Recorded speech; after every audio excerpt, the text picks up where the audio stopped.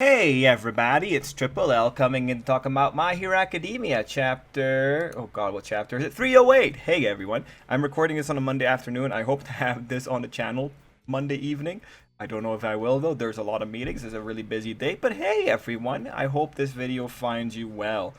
This was an exciting chapter and this was a very fun chapter when we were getting the spoilers for it, I think on Wednesday night and then Thursday. Yeah, so I got general notes, and then we're going to go into the page-by-page walkthrough. The page-by-page walkthrough itself isn't that long. I think it might be because I'm hoping I'll be able to ad-lib a few of them, but the general notes might end up being long depending on how long I take to get through them. The first thing to begin with is really Izuku is still Izuku. You guys, I was concerned. You guys remember when Izuku was talking about Danger Sense not shutting up. I was kind of worried about the way he was talking. I was really hoping that the kid is just sleep deprived, and ultimately what we get here is Izuku's just sleep deprived. Like, whatever edge his personality has right now, it's just because of stress. I'm happy for that. I'm happy that Izuku did not turn away from any kind of ideals that he has. I'm not sure what the community is feeling, but I didn't know I saw videos saying that Izuku's gone to the edge side forever. So I'm glad that all those guys are proven wrong, and I'm glad that we're actually getting something much more reasonable, much more consistent. I'm personally really happy. Going the edge side isn't going to be good for Hero Academia in general. It's not going to work for where Hero Academia probably wants to go. So this is all good. Now, just to speak on Izuku's character here, I really legitimately do respect what Izuku himself is doing. Because what you have with Izuku isn't a situation where someone has become cynical in response to their ideals being impossible. They didn't just break. They didn't just go on the edge side. Izuku's thing here is he's trying to apply the ideal to a world that may not want it applied to. And that's a big thing with Muscular, and especially a big thing as you go towards the end and Izuku makes his conclusions. He's hoping... Right now, he is testing his ideal. He's trying to see if he really can make a difference by knowing someone. And the conclusion I think that you have with Muscular here is Muscular there is a shallow pool. He's a one-note character. He's one-dimensional.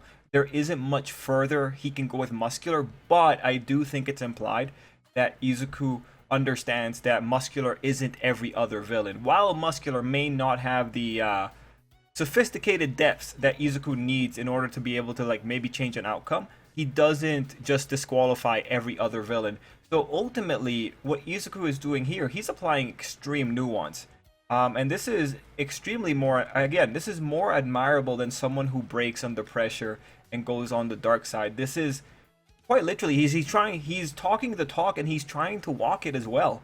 I can put all the positive spins I want on it, but I think this is significantly more respectable, especially for the ideas of creating an ideal world, trying to get as close to your ideals as possible while also acknowledging the difficulty and the impossibility of it sometimes. That's a reasonable perspective. I'm actually very happy about it, and I'm excited to see where exactly it goes.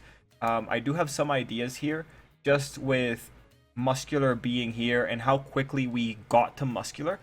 Because what you see here, when you look at the previous chapter, Izuku premised a bunch of characters that he could have maybe had a different conclusion with. Muscular was one of them, and now we have just pretty much gone through talking to Muscular.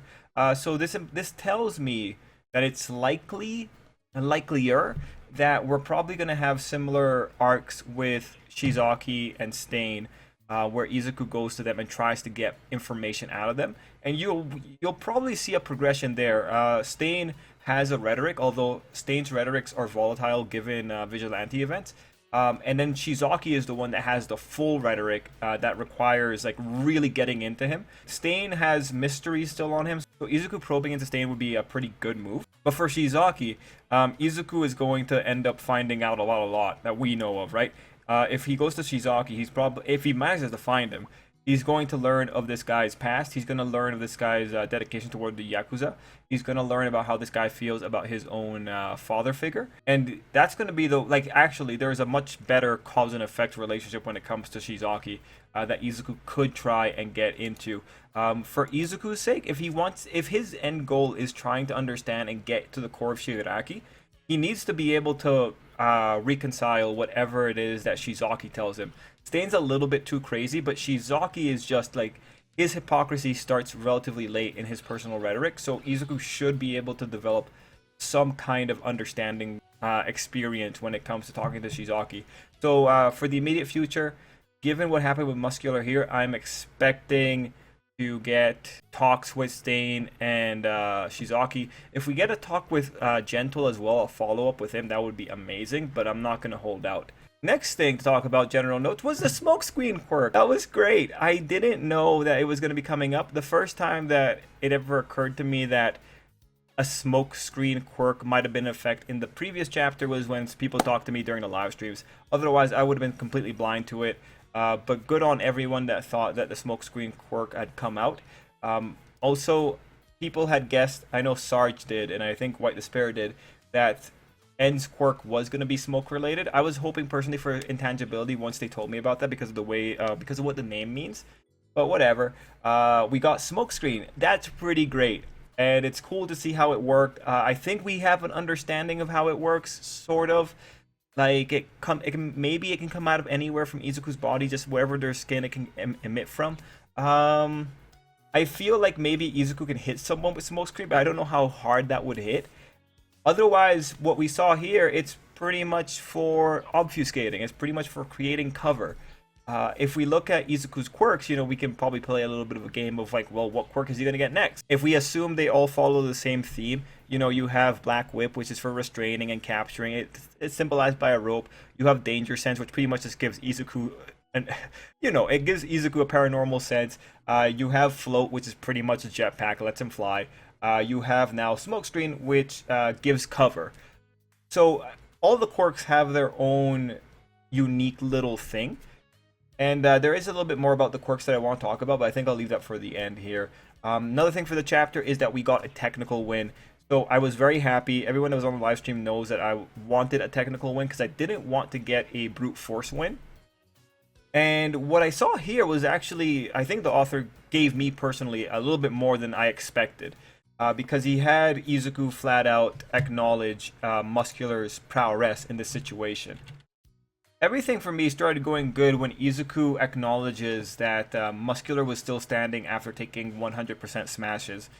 Because that just established, okay, you know, this is going to be a bit of a struggle. See, for the people that wanted brute force in that sense, they were kind of hoping that we would see how much Izuku has improved with the super strength. And, you know, different people have different nuances to, like, the general thought that they had about the brute force approach. For me, I was really hoping for the technical approach, which we got here.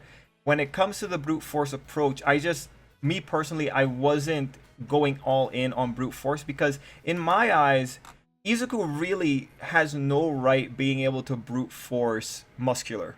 And I understand that people might say, well, no, like, Izuku has improved. Like, this would have been to see how far Izuku has improved. But it just, for me, it never fundamentally made sense. And when I see Izuku pointing out that this guy took on 100% smashes, people would point out, well, that's because Muscular was able to defend himself in time. So if Muscular is able to predict it, if Izuku is unpredictable, Izuku can still get it. But, you know, even then, that would have been a technical thing.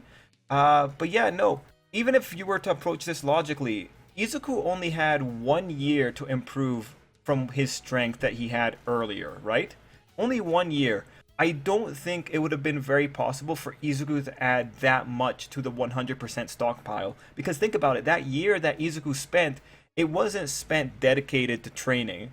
After the Muscular fight, Izuku's arms got messed up. After the Shizaki fight, Izuku's arms got messed up. After whatever happened at the war, Izuku's arms are maybe messed up. You know, when you look at the year had many setbacks for Izuku.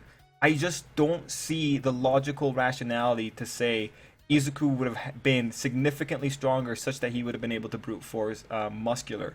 And so here, when we have the author not choosing to go for the brute force approach, you know, it feels a little bit validating, and it feels good. It feels good to see it.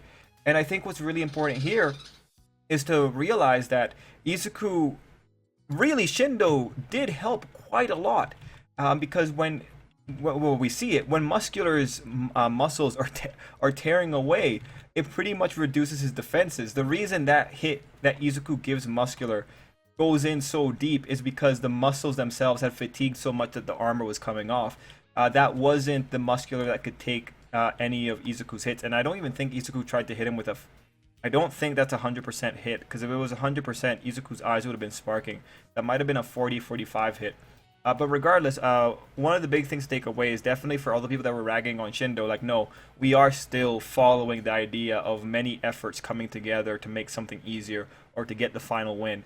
So that is also very consistent. I really appreciated that. Ultimately, when it comes to the issue of the brute forcing, I'm happy with the approach that Horikoshi took. I think this makes more sense than just brute forcing Muscular. And I actually really enjoy how he made Shindo even more worthwhile with his contribution on that one. And the final general note that I have before going into the page-by-page walkthrough is about quirks and the arcs. So my general theory for the next little bit of Hero Academia, I still think that the arcs will revolve around a new quirk being used. And what I mean by that is like every distinct arc will feature a quirk or exposition on a quirk. Bird's also excited. I think it would be reasonable to expect, you know, in the next arc we get the third, in the next arc we get the second quirk. If we were to assume one quirk per arc, Smokescreen takes up the slot. So that would imply at least 2 more distinct arcs. I think that's reasonable. I think that's an easy heuristic to try and figure out the general pacing. Mind you, there might be like a few little arcs squeezed in between or something like that. But at least 2 or 3 more arcs for sure when it comes to those quirks. I don't think that we would get a quirk reveal, a quirk explanation fully, and a second quirk reveal in the same arc, for instance. Because if we did, I do think that's going to really tell us we're going through this really fast. But again, when it comes to the pacing, we're already dealing with something that Izuku brought up about Muscular. Like within chapters, so the author is on a pretty accelerated pace here. That actually reminds me, Izuku still holding on to his rhetoric that he had developed during the Vestige visit implies that nothing critical has happened to make him switch the rhetoric. So it implies that he has not gone through significant trauma during the time skip. What that means to say is I don't think Gran Torino is dead, and if he died, I don't think it was a villain-provoked death. It's kind of hard to say, but I don't think he died at the hands of a villain. Maybe on the hospital bed, but I don't think Gran Torino is dead. I'd say it's like a 99% shot that Gran Torino isn't dead. Ultimately, I'm just happy that Izuku is actually kind of being an adult about this. I'm happy that he's trying to make sense of what he wants to accomplish and reconciling that with the real world. I am so excited to see what kind of nuances Izuku can come up with as he talks to more of the villains.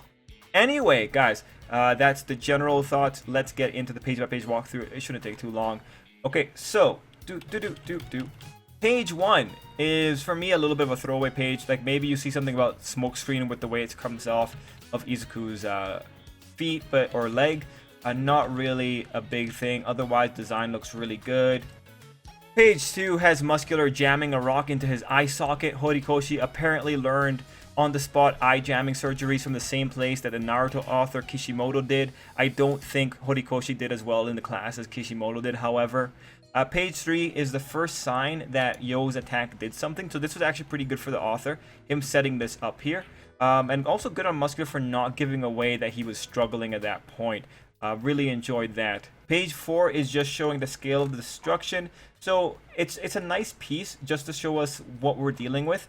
This page gets more value in the future dependent on whether or not the civilians see that and say like, oh, we might not be able to handle that. But I don't know how the civilians are going to be after this fight because they didn't get a lot of showcasing here. So it's hard to tell where exactly they are in their personal rhetoric. Like, they could still be very ignorant. Page 5 is one of the pages that are going to be critical for the future because of the fact that people couldn't see Izuku. On this page, we also get the first glimpse for the chapter that Izuku would still be a nice person, especially just with the way that he's speaking. Page 6, Yo's girlfriend brings up she can't tell who saved Yo. I do think it's possible that Yo says something like he heard Izuku's voice while he was unconscious or something and thought it was Izuku. But what's important though here is specifically that the author bothered to have her say that she didn't know who this was. He didn't bother to imply it. He bothered to just flat out tell us. Which in turn implies that in terms of dramatic tension, he might be planning to draw out the, oh my gosh, people don't know it's Izuku kind of thing. And in turn, draw out the finding Izuku plotline if that's what he wants to do. Point is, he made a very big point of saying that she could not tell that was Izuku. And that's usually important for narrative. Page 7 is the smoke screen page. Proper, gotta say, I loved how casual N is. Now, N says something about Izuku's control here. I don't know if N means controlling the rate of the emission of the smoke or controlling the spread of the smoke. I'm kind of hoping that Izuku can influence the spread rate of the smoke or the diffusion rate of the smoke, because that makes it a little bit more interesting than just controlling how much smoke comes down in one go. Page 8. Now, this was the funniest page for the spoilers, because like when we saw it, the first thing that the spoiler was saying the first thing the spoiler was telling us was that Izuku had a jetpack, and it was like, what? Why does Izuku have a jetpack? And it took a while, even while we were on the spoiler. So at this point, I have to say like big thanks to White Despair. He's a commenter, because he pointed out that might have just been Izuku's imagination before we had the translations for it. And yeah, no, that was just such a cool moment. Me and like 30 other people all kind of cluing in, thanks to that one commenter's contribution. Really cool moment. And ultimately seeing Izuku's gear here, I do have some thoughts about this. I do feel like Horikoshi, Horikoshi's first one-shot was a guy that didn't have quirks but had a lot of tools. I do feel like he wants to invoke some of that idea. Mind you, Izuku's things are still quirks, but that's why I'm pretty excited to see if more of the quirks are going to have a tool-like, something, are going to be comparable to a tool. And if one of the quirks is super offensive, I wouldn't mind seeing Izuku with a bazooka strapped to his back, if that's going to be the metaphor. Totally would enjoy that, but I loved how that all came together to explain what exactly Izuku was imagining for those different quirks. Anyway, beyond N saying that Izuku has the hardest time of all the other One For All users, because of course you have to make Izuku seem like he's the most special, this line is the one that interests me the most. Our quirks are mostly standalone abilities that will never rise to the level of ultimate moves. It's almost like you have too much respect for these quirks. Let's break it down. First, the mostly is interesting because that says that not all of them are standalone abilities. Just saying that maybe 2 or 3 might have something crazy. Like maybe 2 or 3 might have something that actually goes to the level of ultimate moves. The second thing is I also loved N calling out Izuku for almost having too much respect for quirks, and that may be influencing his ability to use them. And I fully agree with this, because this, I think, you could build it to be a side effect of Izuku idolizing heroes and being a person that believes people are not born equal, and that inequality is measured by the quality of the quirk. In other words, I think this was an extremely fair judgment, and Izuku legitimately does get quite a little bit of tunnel vision when it comes to understanding what exactly his quirk can do compared to other people's. And if you look at it, it's like this has been a problem that's been brewing for a very long time. Izuku has always revered heroes and the quirks that power them. Like back from the early days of even Izuku not wanting to be a police officer because he didn't see the value as being a hero, right? Even when you look at the most recent thing, like Izuku thinking back on Tsuyu to get an idea for Black Whip when he legitimately could do much more. Izuku's always had this tunnel vision, and I do think it might come from his over-respecting of quirks. He just can't see beyond the, I don't know, the sparkliness of a quirk. But I like how N just gets to the heart of the matter and tells him to stop revering the quirks so much and just use them the way they should be used, like tools. Then we go to page 9, and it's just Izuku showing how he's using the quirk. There is a cool little detail on page 9. If you notice the bottom 2 panels, they have the Danger Sense activation line, which just tells us, oh, that's neat. Like Izuku understood the... I actually like that, because that's telling us, oh, this is the moment Izuku knew something was coming. It was in the transition between the 2 shots. It's a cool visual, and I hope Horikoshi keeps using it, because again, it adds so much more to the chapter. Page 10 and 11 are the technical displays following from page 9. Nothing really worthwhile using here other than pointing out that Izuku is not using physical force to beat Muscular. Page 12 is Muscular begging to be pummeled by Izuku while confirming that he's also a useful pawn. This was something I thought about in the last chapter, saying like, to what degree is Muscular acting here? We now know he's just, again, he's a useful idiot kind of thing. Page 13 is the Izuku is still Izuku page. We understand this, and we talked about it at the beginning. The big thing here is that we know that Izuku found out Muscular's name. So great, it's been forever, but it's good to know that Horikoshi finally has a name for Muscular. Also, I was gonna say, like, it was cool that Black Whip was holding Muscular, but Muscular was weakened, so it's not that great of a moment. He's able to snap out of it anyway. Page 14, this was a reminder of reality page. So the read here is, this is Izuku's ideal that he's striving toward, and then the coda panel is reality. The interpreted read would be, well, for me, it's Izuku was hoping for this reality that is, in clashing with Muscular, something could have come out different. But the reality is, for something as stupid as hedonistic values, such as a craving of blood and violence, a little kid lost his family. For the sake of shallow blood and violence, Koda suffered. And in this case, things aren't going to work out differently because there's nothing to negotiate with.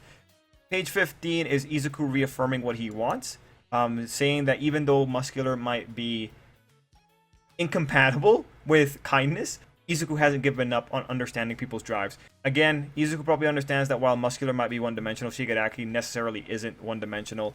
And this page, we see Muscular losing his armor. Page 16 to 17 is Izuku's declaration of full power. This implies that Izuku may not have access to the second and third user's quirks because he's saying this is his full power. If this is what he can exert right now, yeah, no, the second and third quirks aren't out unless Izuku's being sensational. I don't think he is, though, because it's to the author's credit to keep the last two quirks for surprises for the sake of his manga. He has to keep the surprises. It's unfortunate, though, because Izuku probably knows the identity of the third user's quirk. Also on this page, this is where we got to see Izuku's eyes for the first time, showing that Izuku still had light in his eyes. This was a really important page. I think the way that the author built it, he wanted to make a big deal about showing, hey guys, I think like legitimately he might have been like, hey guys, it looks like Izuku's gone dark, right? But then you go through the chapters like, no, Izuku is still him.